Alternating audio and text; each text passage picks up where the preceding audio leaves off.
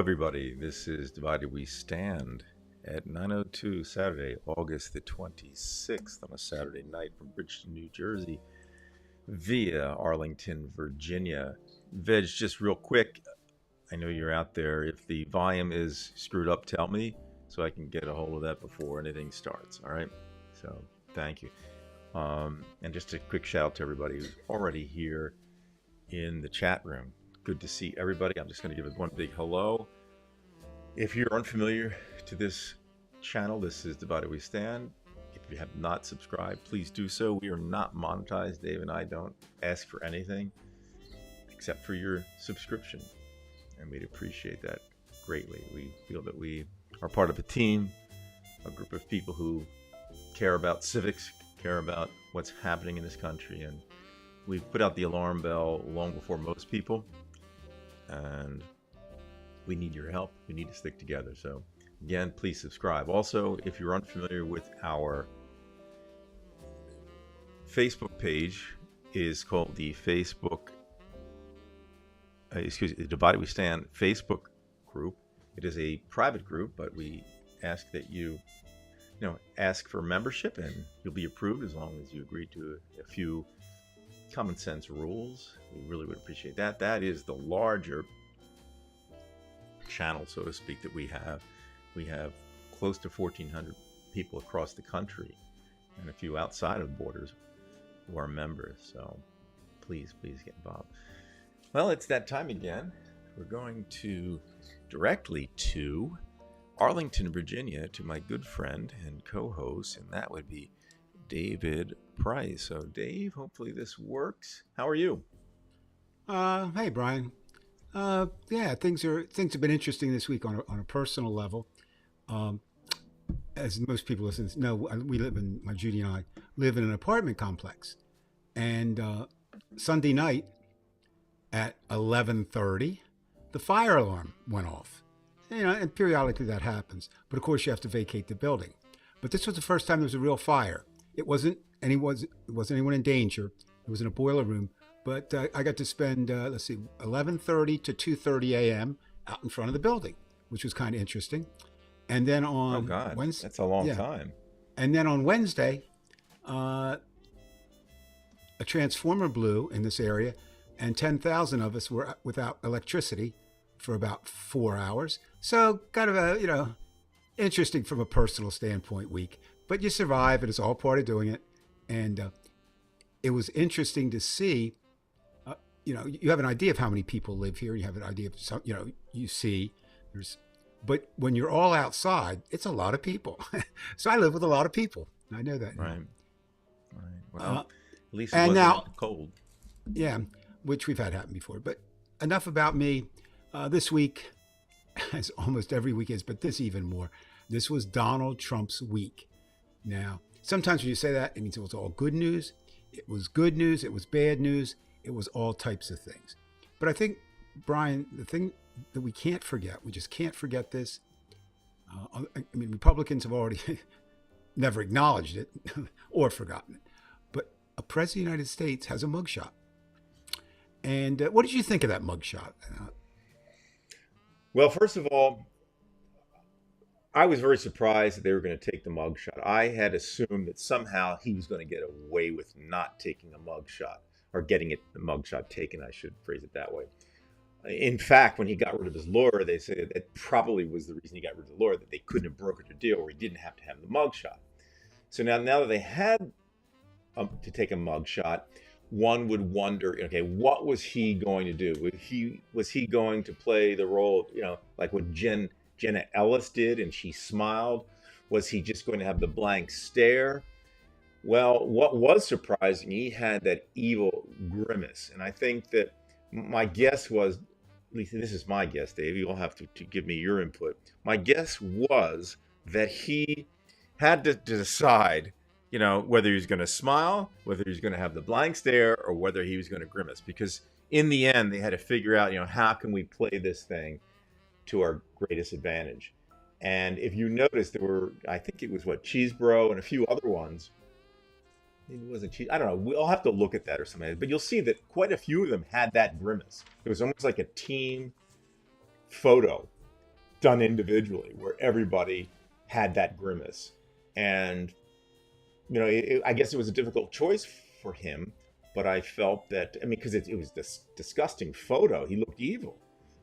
But I think that it's foreboding what they're going to do. How about you? Yeah, I mean,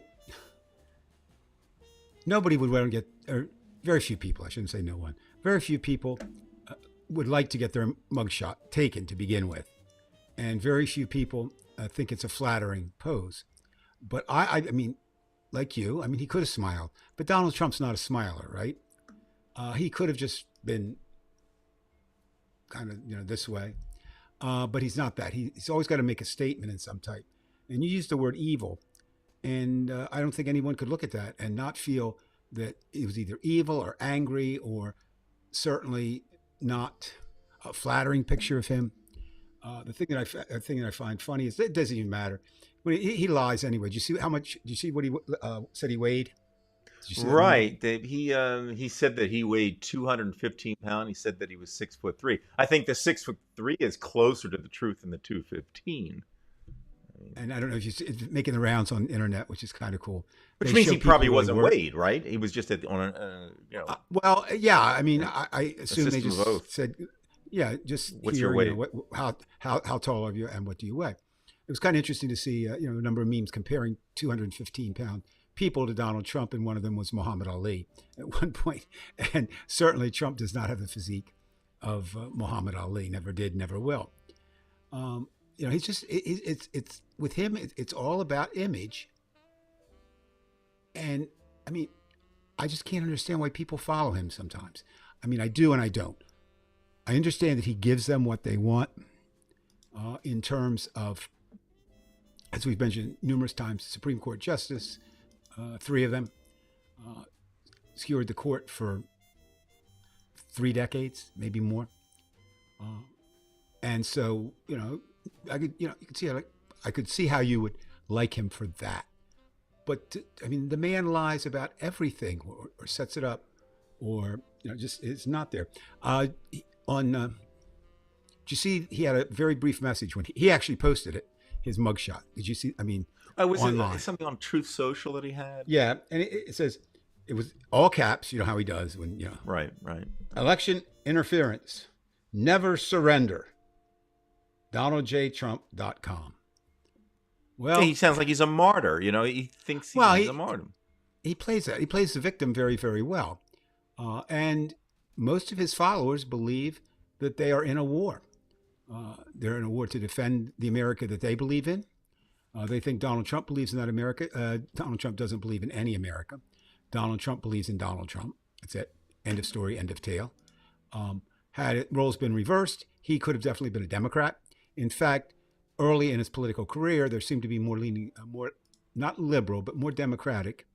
They took his height and weight from his passport. He got at age 17 and never amended. Is that true, Trev, that he's never had a driver's license? It wouldn't surprise me, but yeah, can somebody find that out? That would be interesting. I mean, because of course he doesn't have the wealth that he claims he has, but he has money. Okay. Vege's idea is cool.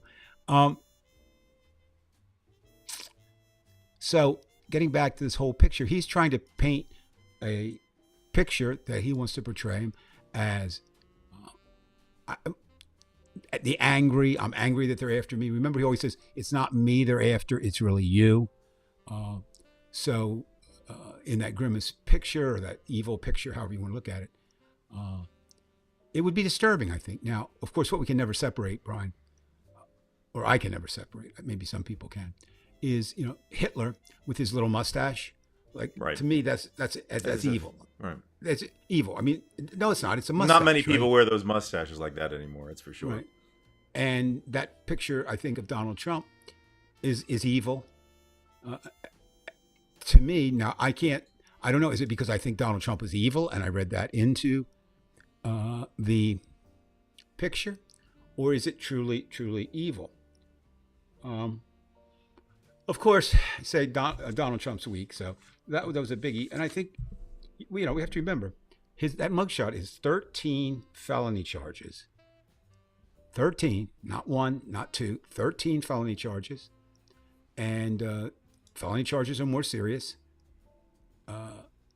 and can result in stiffer penalties. But that's only 13 of 91. He's facing 91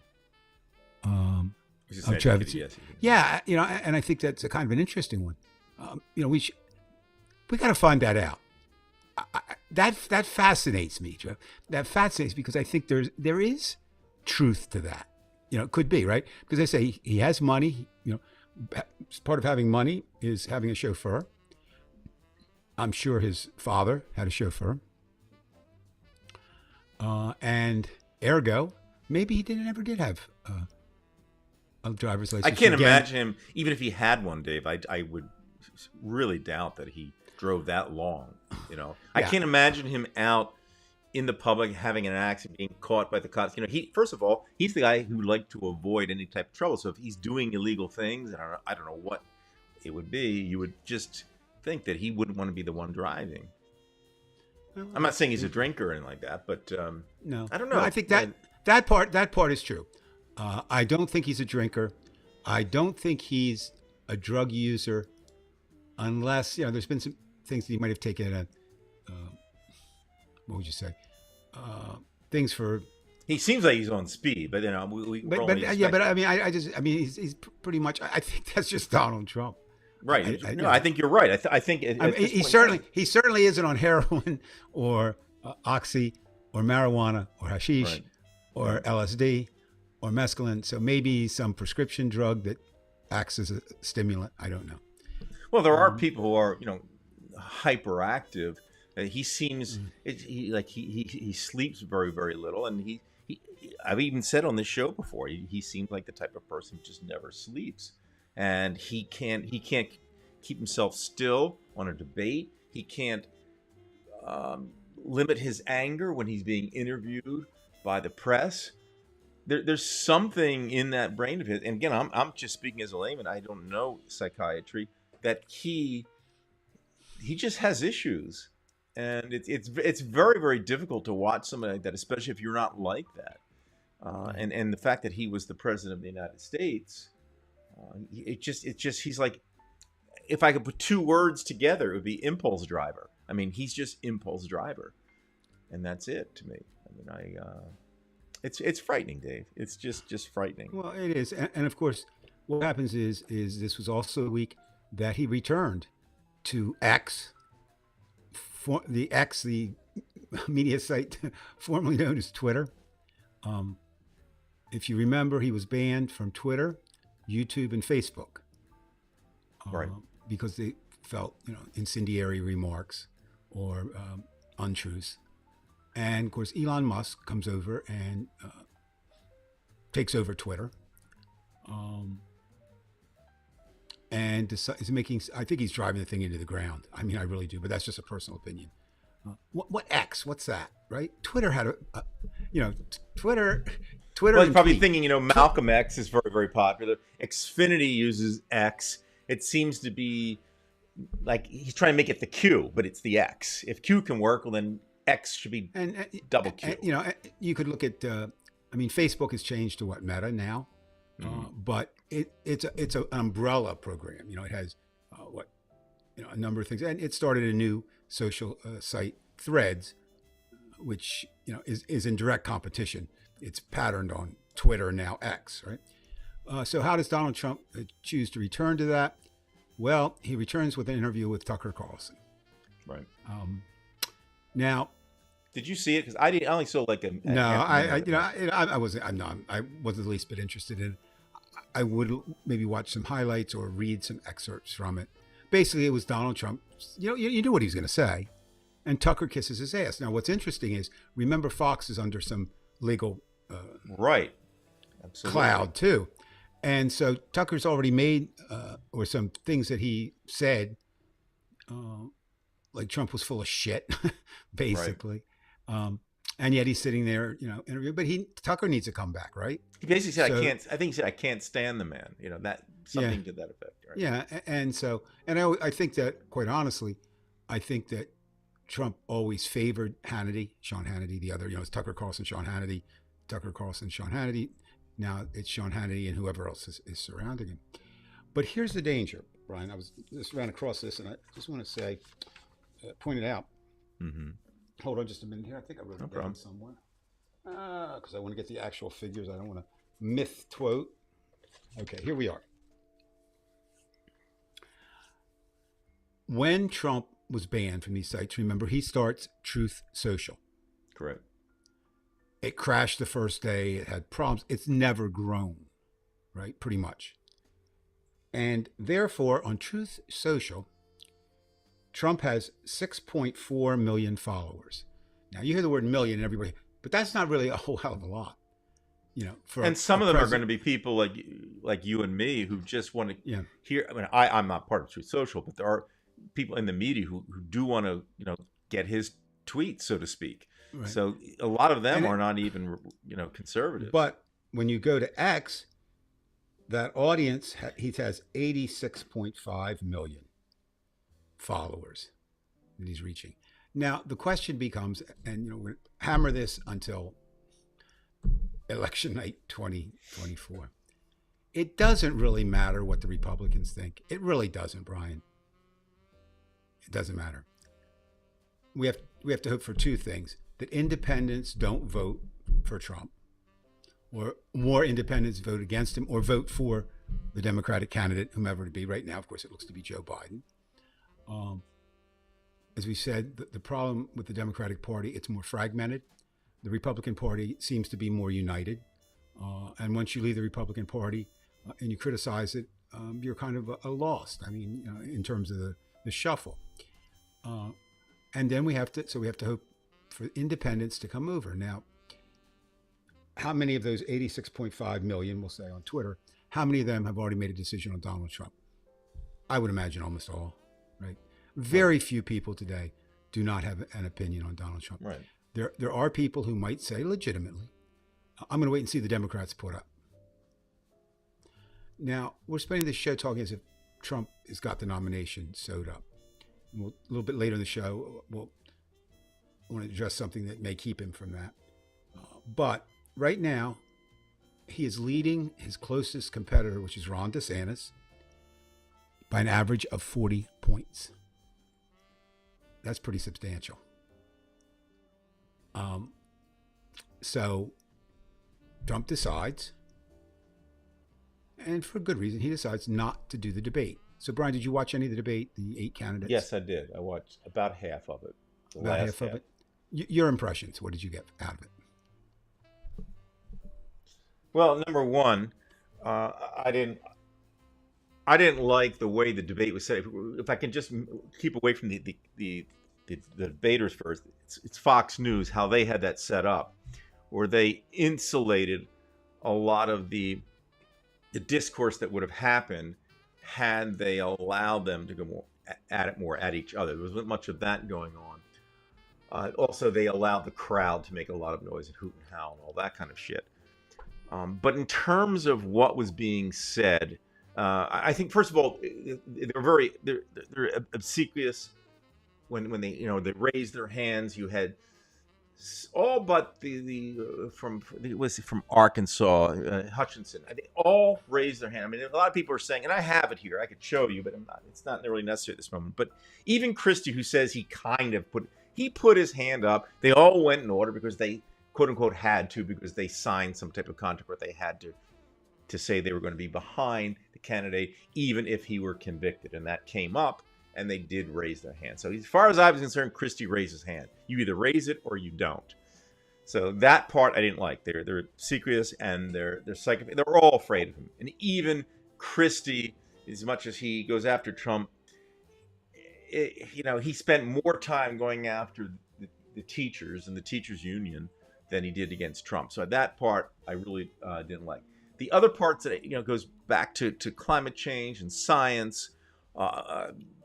Basically, all but one or two don't believe in climate change, or at least they publicly stated there's no such thing as global warming. You had somebody like DeSantis who says, when pushed, he said, "Yeah, I would send people down into Mexico, and we would shoot. We'd go shooting. We'd shoot any of these people who are the drug dealers. As if you can just go into another country, a sovereign nation, and become, the law enforcement for them, which you can't do unless you're Russia or something like that. But no, I found it filthy. I found it disgusting. I even hated hearing the day after. They say Ramaswamy, he seemed to be energetic. If you actually listen to what they said, it was idiotic. From A to Z, it was idiotic. So there's nothing to say. I mean, how can you say that these people are upcoming and rising when you're just giving them points for style? And it was absurd. So it was absurd. Well, The whole thing was absurd. Not that and Democrats made it like that, but it was absurd. and I'm guilty of this as a reporter. I was a political reporter. I still sometimes fall in the trap. I really wish we wouldn't describe election races in terms of war and in terms of sports. But that's the terminology we use. So the first thing is you're looking for winners and losers. Donald Trump may have won the debate just by not showing up. There was no clear winner, so how could it hurt him? That's what I'm saying. So that, now will his ego allow him to sit out the next one? That's an interesting point. What are his advisors telling him? And, does he listen to anyone? Yeah, absurd is a good word. And of course, those 8 people on the stage, with the possible exception of Christie and Hutchinson. I mean, I don't think they can realistically think they can attract any of Trump's base. Would you agree? Absolutely. You're absolutely right. There's no way they could get it. The only way that they would be able to win an election as Republicans is that the people just hate Democrats so damn much, which is a possibility. Right. And they'd have to win the primary, which is really where the money is. Now, something that a political commentator pointed out, which I thought was interesting, I hadn't really thought about, that I read this week. The first moment we'll have some idea of Republican strength, some objectivity, will be in the Iowa caucuses, and that's January of 2024. And Trump did not do well in Iowa. Right, he didn't win Iowa, did he? No, I'm talking about in the caucuses when he was running for right when he was running for right. So what does that mean? It'll kind of be an interesting thing, because is his popularity greater now in Iowa? Will he get more support there? And the question becomes, and it's kind of unanswerable right at this point, is does Donald Trump have as much support as he had when he ran for president? Well, here's what I'm going to ask you, Dave, and this is my word, because I have some things that I had tonight, but I think it all revolves around this. The man twice lost the popular vote when he ran for president. Sure, he won the first election, but he lost the popular vote. He lost the popular vote by just about 7 million votes against Biden. And it seems like if we can win by 7 million votes, we should be able to defeat him. Now, here's my problem. You look at all of the different tactics. First of all, Trump got a lot of his judges. A lot of the states changed their way that they did business in state legislatures while he was president. Okay, you've got the Fifth Circuit Court was working for him. You got Eileen Cannon in Florida. You saw what happened with Bruce Schrader in Wisconsin. Dave, when I ask you this, is it absurd? I'm using this word absurd tonight because it all is absurd. But the idea is we can defeat them in a 1-for-1 popular vote. We can beat them. But my fear is that right now, since the election's about 1.5 years away, look, they're smarter than we are. They know that they're not going to win the popular vote. Trump himself knew it. He even knew it the first time when he won the first time. So it seems to me that there has to be a plan in place already, whilst there is this, series of indictments that we have to do. The four indictments, and the co-conspirators. But right now, if they expect, or if Trump expects to, first of all, he's got to win if he wants to be able to pardon himself, or somebody else has got to win, which he doesn't want. It just seems logical to me, if I'm that evil, right now I'm going to have people working behind me. And why wouldn't they? Because you saw how they were all raising their hands. They're afraid of their own constituents. I think that they have to be at work right now. I mean, it sounds like a conspiracy theory, Dave. But how couldn't it be? Look at what happened with January 6th. He couldn't just plan it on January 5th. You know what I mean? Right. Well, So that's my fear. and I think it's a legitimate fear. Again, it depends on what states can the Republicans skewer the election. Right. Right. They're not going to skewer it in Jersey. They're not going to skewer it in New York. They're not going to skewer it in the three West Coast states. But Georgia is a problem. And there you are. We're back to those states that we almost every show we talk about. Right. It's Florida, Georgia, Pennsylvania, Ohio, Michigan, Minnesota, Wisconsin, and possibly North Carolina. Now, what I don't know is how many of those states are controlled right now with enough Republicans to set up enough roadblocks, if you will, or turn over things that a vote doesn't matter. Or even if he let's just suppose even if he loses, Dave, then they pull that same crap again. They say we can't stand losing to Democrats, and they just say, okay, we're going to have these fake electors again, and then whatever. I mean, I had no idea what they've got planned. All I know is they're going to do it, and my fear level is so great that I don't have any. I mean, I have confidence that we will win the election, but I don't have confidence that it'll hold. I know I'm saying the same thing in a different way, but there's great fear. I mean, the voter suppression down in Georgia. I mean, just look today. You saw what happened in Jacksonville. Just the intimidation. All you have to have are these Trumpers that come out with their AR-15s at the polls. I mean, I would feel very uncomfortable, but apparently in some states they're endorsing this kind of behavior, like Texas, like Florida. So Again, I think it's an ugly future. That's we haven't seen anything. Yeah, what is it? The old Bachman Turner Overdrive song. You ain't seen nothing yet.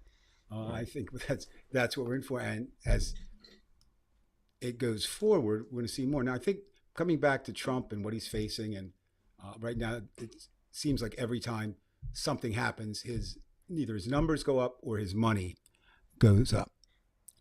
But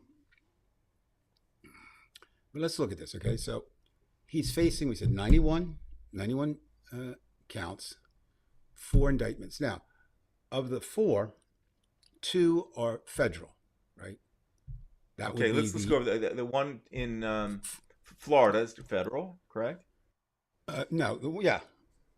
The one in... Because that's the documents. The documents. Correct. Classified documents, that's in Florida.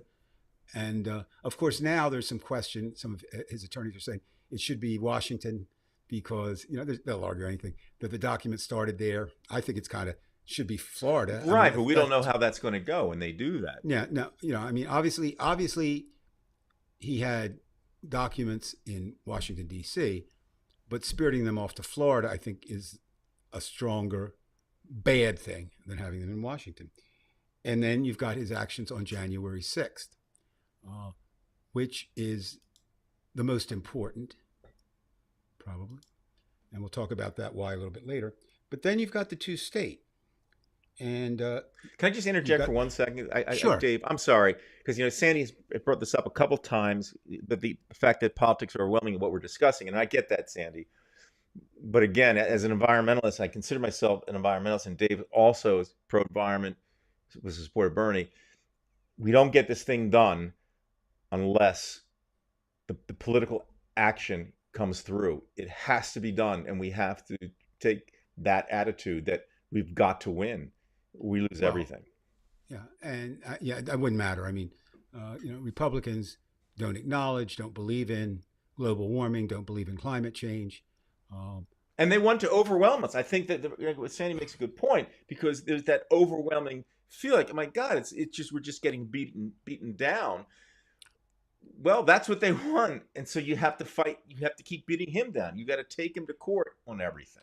well, that's what I wanted to get to. So we've got those breakdowns, and you said he wants to win so he can pardon himself, or he doesn't want a candidate who would pardon him, but he would accept that. That's the first line of defense. That's the first thing he wants to take care of. The whole thing with autocracies and all that comes later. But the first thing he wants to do is absolve himself of any possibility of going to prison. Now, there are constitutional scholars who say that you can't pardon yourself. It's never needed to be done, right?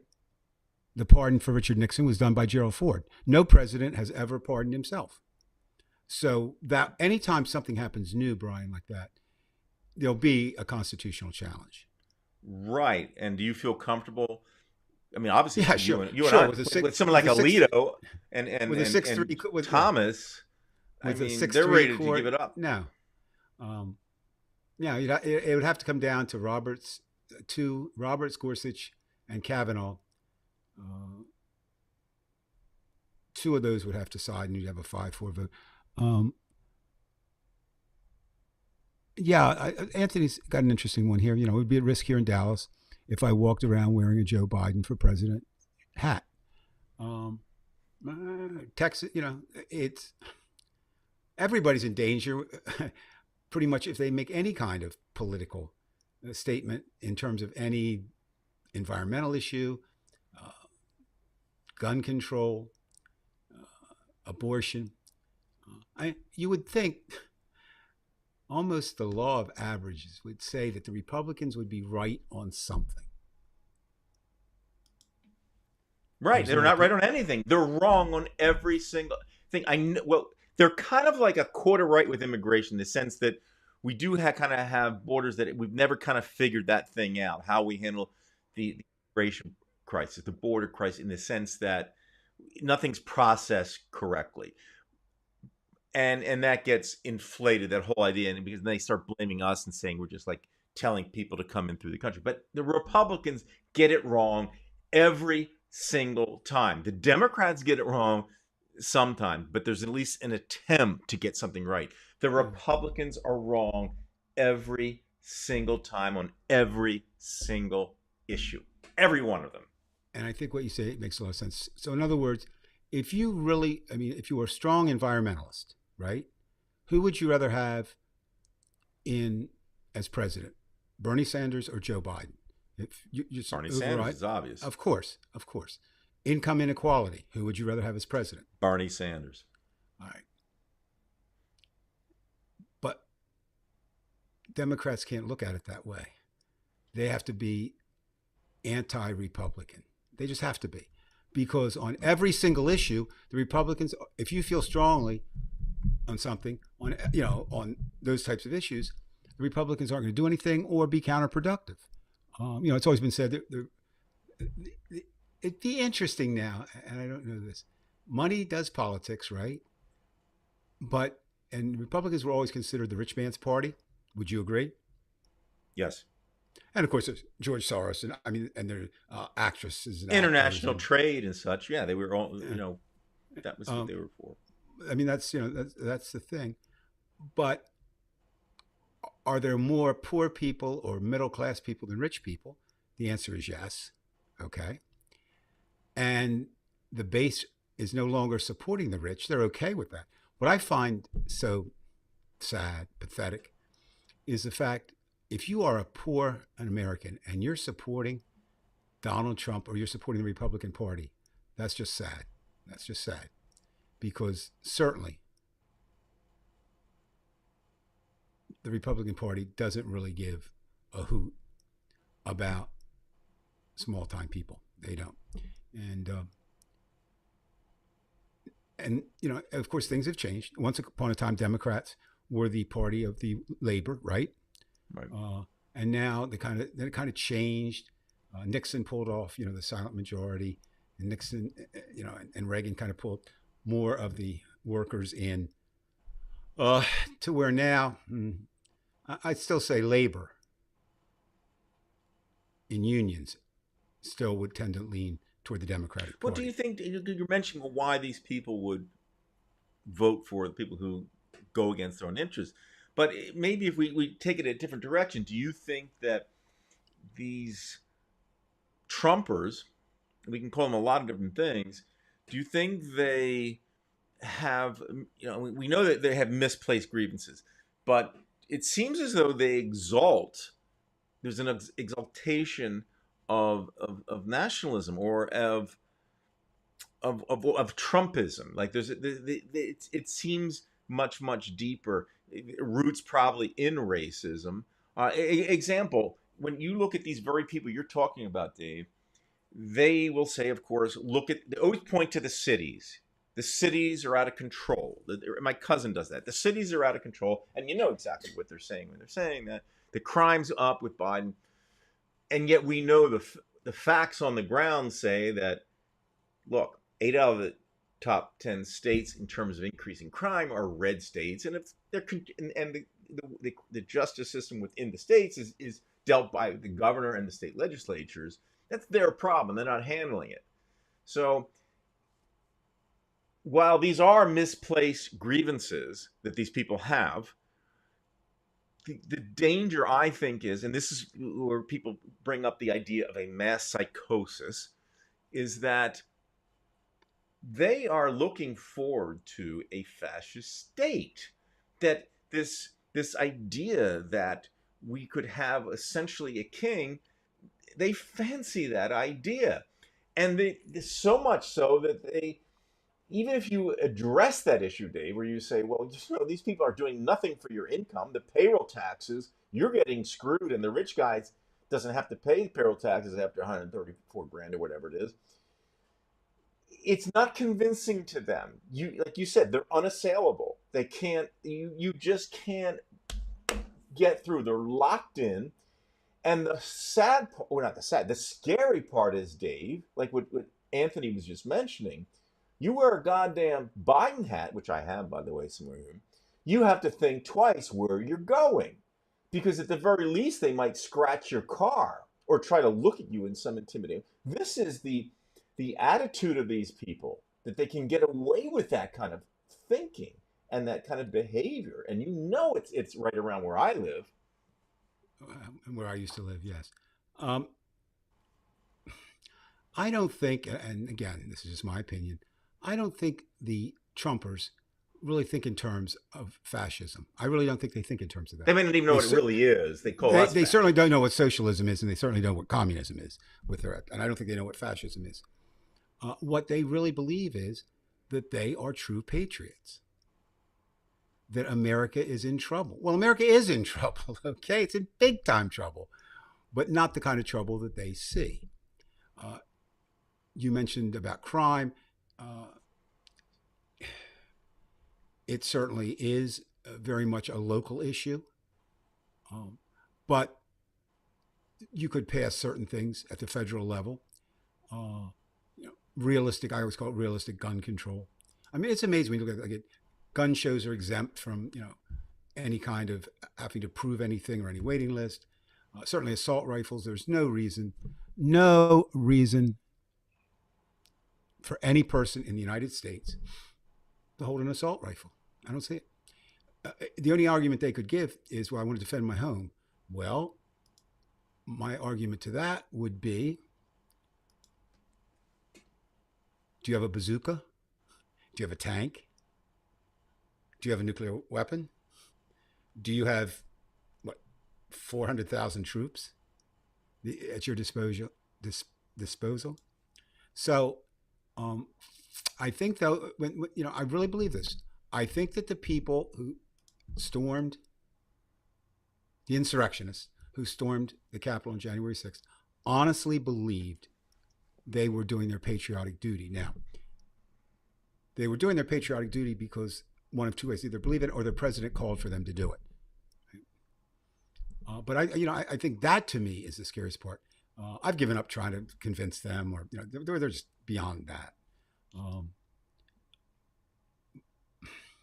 so I think what we have to do, those of us who really care, we have to look at how are we going to help win Well, an we have to election. agree that we have to win this thing no matter what. Like you Well, yeah, mentioned of it. course. And of course, it has to be won through the Electoral College, which we shouldn't have, but we do. And it's just almost impossible to change. It would be more difficult to change the Electoral College than it would be to increase the number of justices on the Supreme Court. Um, yeah, I think, Judy, you've got something there. It's hate. Well, can I ask you that, Dave, on the hate thing? Is it your experience? Because I'll tell you mine after you tell me yours. Hmm. That the modern day Trumpers that I know, and again, this is a small. They don't see me on. This is a private thing. Although this is open to anybody, but nobody really watches this. I always sense bigotry with most Trumpers. Like, and I mean by this, I don't say they outright, say the N word or something like that. No, but it's just their. I don't want to say their persona, but the way they express things. It's just kind of like it's like, for example, it's, being Jewish. Like you could always hear it in somebody saying something like something like this, like yeah, he was Jewish, but he was the nicest guy. So like just something like that. When you have to like when you hear it, you say, they weren't careful how they said it, and so I always have this feel that most Trumpers have bigotry. Have you experienced that? Maybe you haven't. This is just Oh my no, that's experience. that. No, I think um, there'll be Trumpers who deny that they are haters, if you will. Including some African Americans who are Trumpers. Well, that's true, although that's a very small number. I mean, that's Sperber, you know, absolutely. And you would expect nationwide. that. There's always some crazies within Oh any yeah, group. So that's not well, an anomaly. I mean, they themselves are anomalies, but that's not an anomaly for that to happen. There are, that's happened everywhere in every, you know, right. group. What kind of boggles my mind are, and it's only a handful of people that I consider to be, you know, reasonable conservatives who've gone to Trump. That I don't get. That I don't get. And I guess there it's simply I don't know if they're haters. I mean, I don't think some of them are, but they don't realize that when you associate with haters, right? When you enable haters, it's just the same as if you are a hater,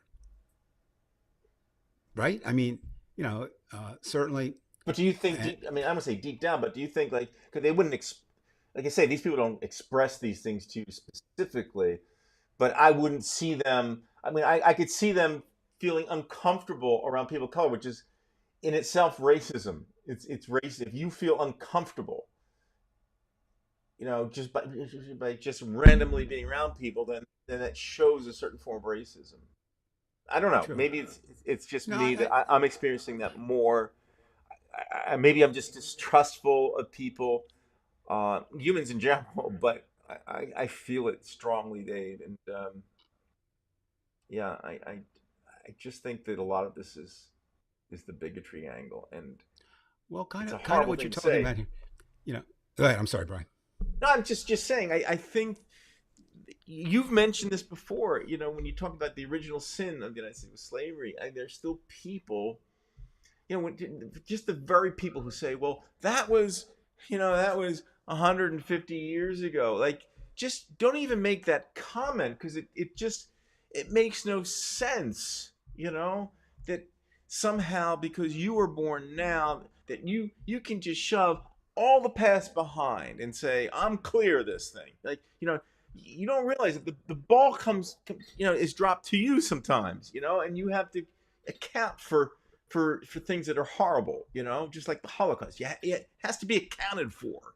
This kind of behavior, and we just kind of like because we don't experience it. I've said this before. If you ask somebody, say, just imagine yourself being in shackles or something like that for more than 15 seconds, people don't even want to think it. Because even that's too uncomfortable. But if you realize it was a reality, if you realize what this country was doing, if you realize how quickly we progressed economically because people weren't paid, but they did. Then you see the enormity of the problem, and it seems to me that that is still ingrained, especially down south. Especially down south. I mean, look, most of your southern states are red, for the exception of Georgia, where you have a high African American voters, thankfully. Um, I don't see how you can get around the bigotry angle, and I don't even know why it has to be like that now. You think with all the education we have, and I think in general people are getting along a little better. We see more interracial marriages and things like that, but there's just something that just kind of stays with me that makes me think that a lot of this is the bigotry. That there's it's just he gave them the license, and so now the Republican Party has been like this, and they've scared the shit out of themselves because now these people with the guns, the Kyle Rittenhouses, they don't want to be on the other end of Kyle Rittenhouse. Again, maybe I'm exaggerating, No, and I don't think there's so. some truth to it, but it's just I have that strong feeling that this is really the idea behind Well, this. certainly, I suppose someone could look at this show, for example, which is an extremely liberal show, and say that we're being, what am I looking for? Too judgmental. We don't really understand. How can you say that? I think you can say the things that we say because there is proof behind it. I don't think the Republicans can do some of the things that they do or say because the truth or the proof, whichever way you want to look at it, is not there. So just closing out this state federal thing and then picking up on what may overshadow all of that. Um, a president cannot pardon someone in a state crime. State, right? So, in that sense, the two state trials, the hush money and the Georgia election, are protection from that. But not completely, because my understanding is the governor cannot pardon, but the pardoning board, which means again we get getting back to this idea that going after, trying to get involved with the state, if they have a different pardoning committee or whatever it is, that they are the ones who can issue a Yeah, pardon. and that was going to be the problem. Oh, my only point was that Donald Trump could not pardon himself if he was found guilty of the hush money or if he was found guilty of the Georgia vote. But you're right, somebody else could. A governor is usually right last minute. It's usually the governor. Sometimes, with you mentioned a governing board, he'll ask for a recommendation, but ultimately it's a state issue. So it's good in the sense that Trump couldn't pardon himself, but I don't know that somebody wouldn't pardon him. Certainly in Georgia, if they had a governor, which right now is Republican. So that means the two federal are the ones that kind of are the bigger cases. I mean, obviously, it is treasonous, right, to steal documents. It is. Now, I wish. Why Apparently, does he something have them though? I mean, why did he even have because them? he took them. Why does he do anything? He wanted I them don't so know. bad. If you remember when he first was leaving office, they said he had the boxes. They even the press reported he had those boxes out there, and because he's not going to lift those boxes, so there had to be a reason, especially when he was challenging the fact that he lost the election. Why was it so important for him to take those documents? I think that has to be more than just the fact that he likes to have nuclear secrets or something like that. Right. And it would be easier for me. I wish Hillary hadn't used, um, you know, The server. private server. I wish Joe Biden hadn't. Joe Biden's, has been found to have Yeah, he classified screws it documents. up too. I mean, And I understand it's a tough job and all Bernie that. would not do that shit, but Biden would make the mistake, and so would Hillary. Right. Um,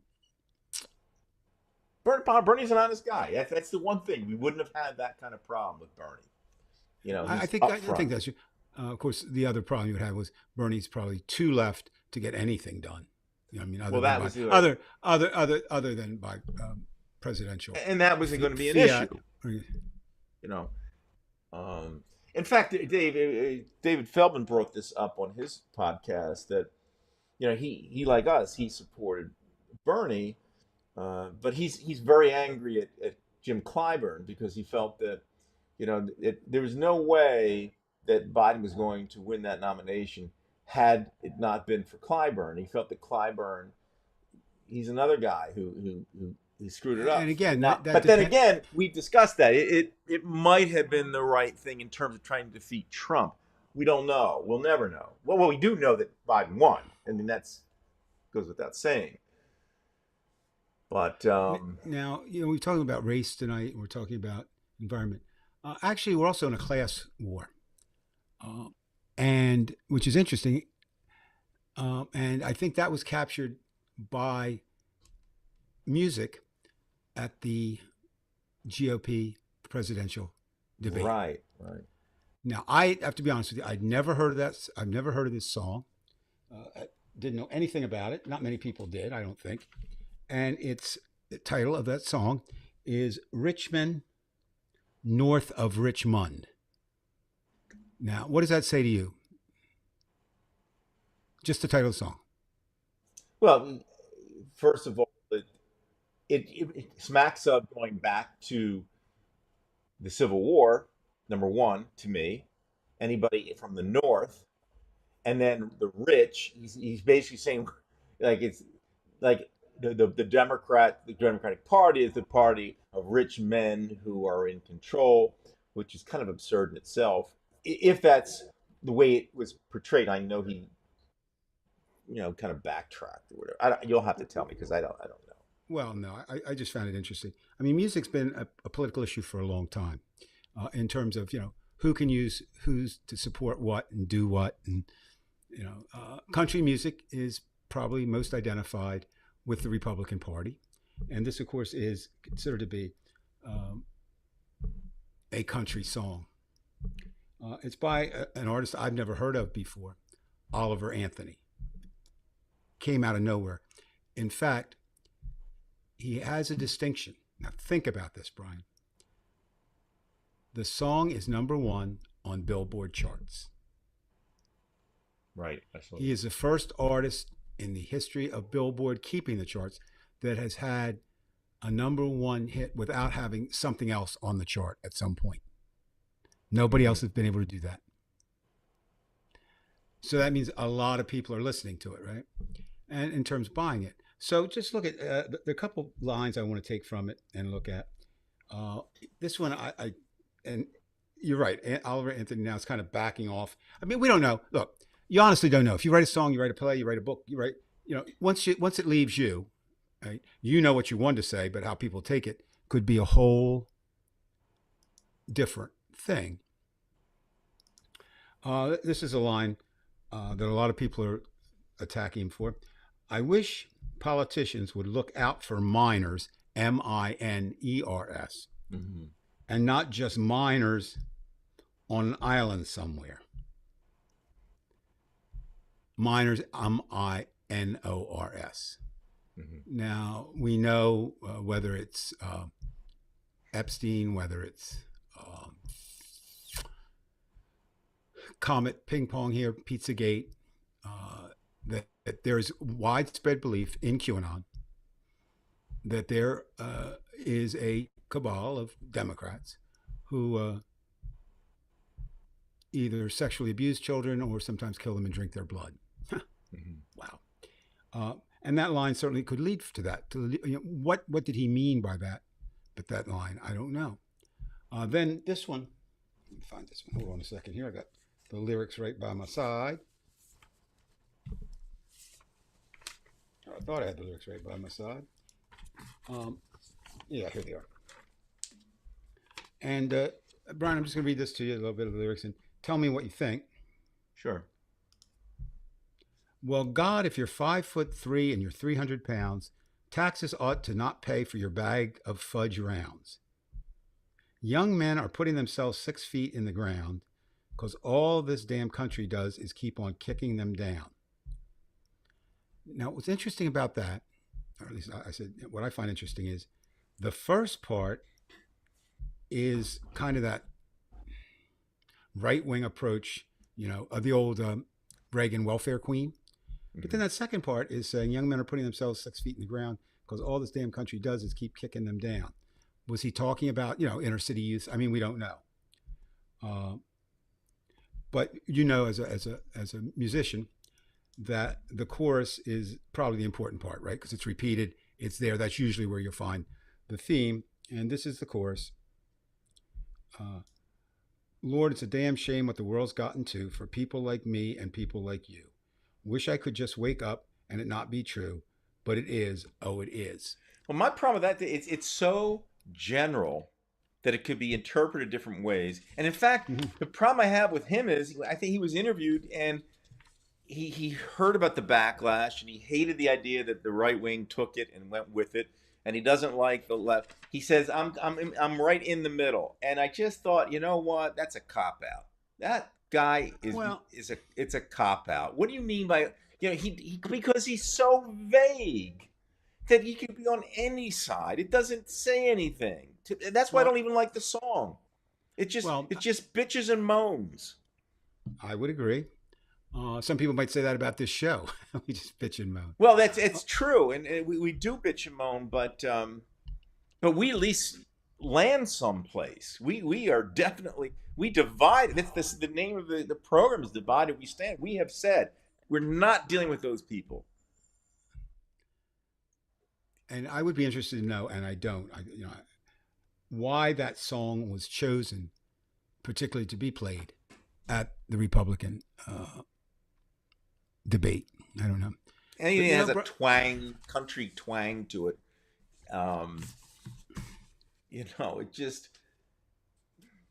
What was the guy? Who was the guy who had that USA song? Not Bruce Springsteen, but that country, Lee Greenwood or something. yeah, I America. mean, That's I mean, it's just, it comes down to the South too. And I don't want to you know, stereotype or stigmatize the South, but you look at NASCAR, you look at the music, and it's no wonder that 73% of these red states vote Republican. It seems the same thing every goddamn time, you know.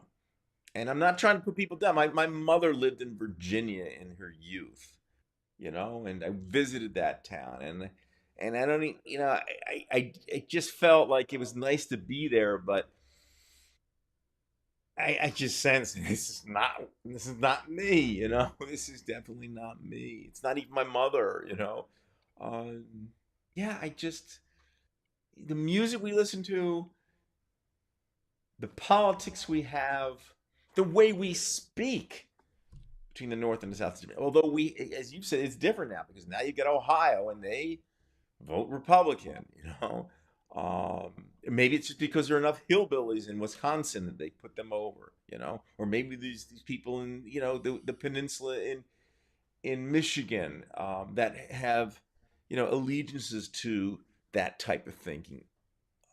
I don't know. They kind of look the same though, Dave, don't they? I mean, I know when somebody drives a pickup truck and they've got a big American flag in the back, for some reason I don't feel they're too patriotic to me. well, they do though. That's the problem, They Brian. do. They Yeah. do, and that's what we keep coming back down to. But I think the last thing I want to talk about tonight, because I see that clock on Yeah, the wall is saying it. I didn't get It's to fine. anything. Well, we'll end with what we want to say. Well, what we have is, did you see what a Florida attorney filed this week about Trump? Then he is once suing Trump, correct? He's saying that the 14th 14th Amendment Amendment. 14th Amendment. That's to the right. Constitution prohibits Trump from holding office. He's right. Right, and I think it was Ludwig But and the famous lawyer or teacher professor. Who is the guy on MSNBC? He's on MSNBC a lot. Anyway, well, the point is, it's the 14th Amendment. But I'm asking you, as much as it makes sense don't they have to have like 2/3 of Congress to No, agree on it? not in the, no. What's interesting is a federal judge would have to rule Oh, really? based on the evidence I because stand he filed it in corrected. federal court, and his one of in his what would you call it, his brief that he submitted or what he did, he talked about the incidents looked at in the Trump hearings and the impeachment hearings. And if a judge were to accept those as statement of fact, there's a good chance that Trump would be precluded. However, what happens next? It's appealed, and we get back to our friends at the Supreme Court. Supreme Court, and then that's it. And tonight, after a week of Trump, the only thing we can say is he's not 215 pounds. That I know is a fact. He takes a really bad mugshot. I know that is a fact. But apparently, at this point, nothing that's thrown at him is stopping him from being president, running for president. So it's up to us who do not want him to be president, who believes it would be hideous, horrible, and any other thing you want to say for him to be president, have to figure out what we're going to do. I don't think, Brian, honestly, the show, I mean, I love the show, and it's fun, and people come in, I like seeing the comments, and we are like a little family. But this show is not going to change anything, right? No. So I'm going to have to figure out, you're going to have to figure out, everyone who watches this, whether it's live or on YouTube later, has to figure out, what am I going to do? What am I going to do to, and they're one and the same thing, but they can skewer a little differently. What am I going to do to stop a Republican from being the next president of the United States? Or what am I going to do to help a Democrat continue to be president of the United States? Now, when I say continue, yeah, obviously Biden comes to mind.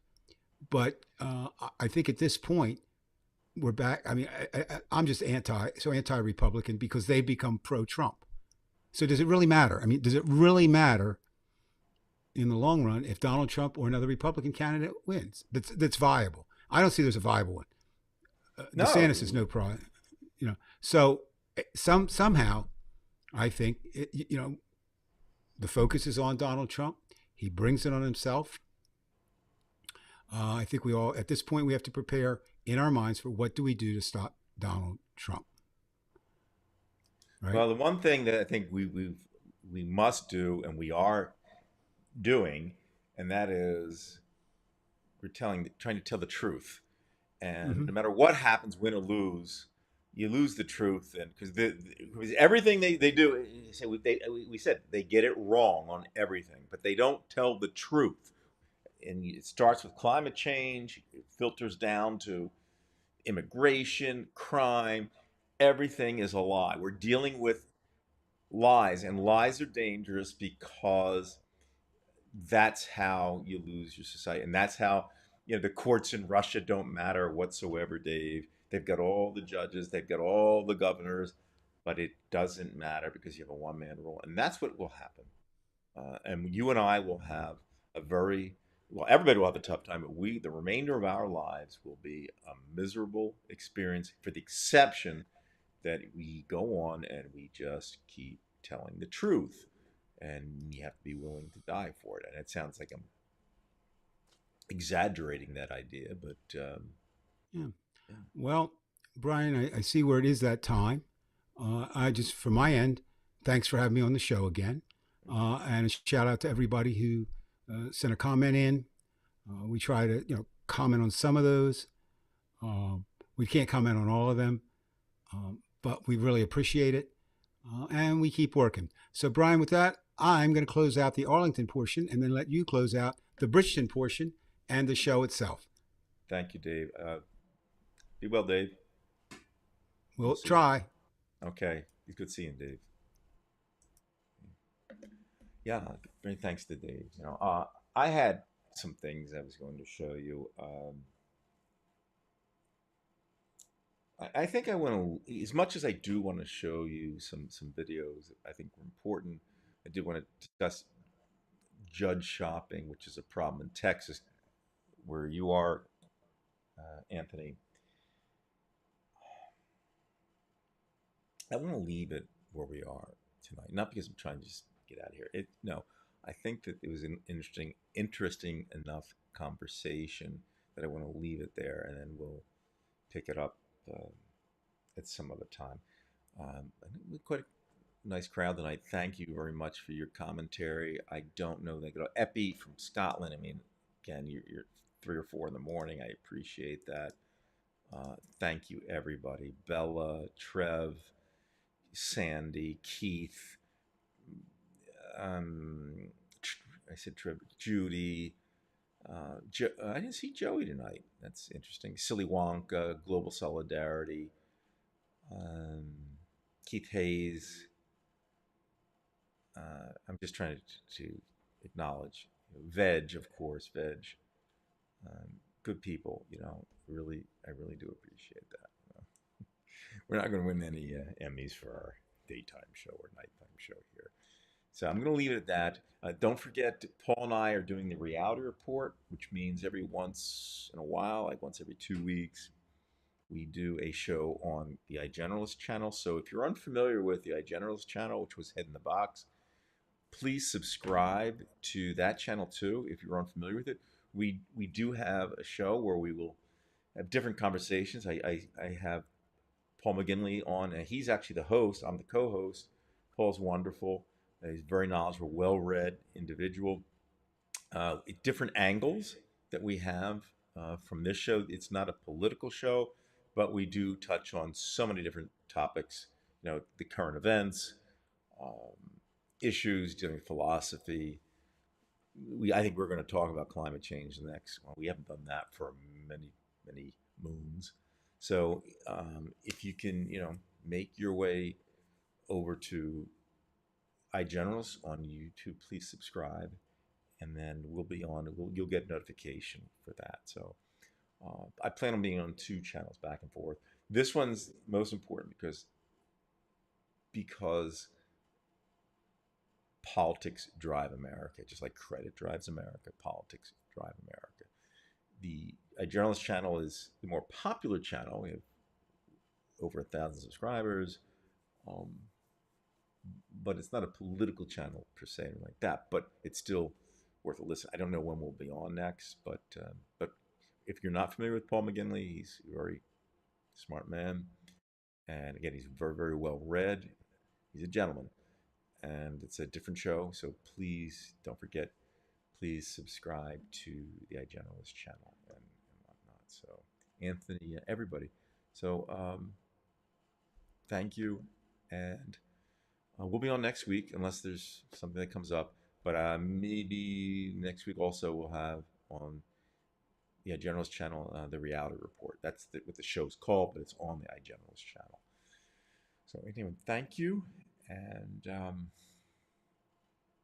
just keep speaking the truth. I guess that's the order of the day, and that's for myself. Everything I'm saying comes to me first. I have to be what I say first, and all 13 or 14 of us follow suit too. So anyway, have a wonderful Saturday evening. We'll see you next time. From Bridgeton, New Jersey, I'm Brian Weinstein. From the great Bridgeton, New Jersey. I love Bridgeton. And we'll see you next time.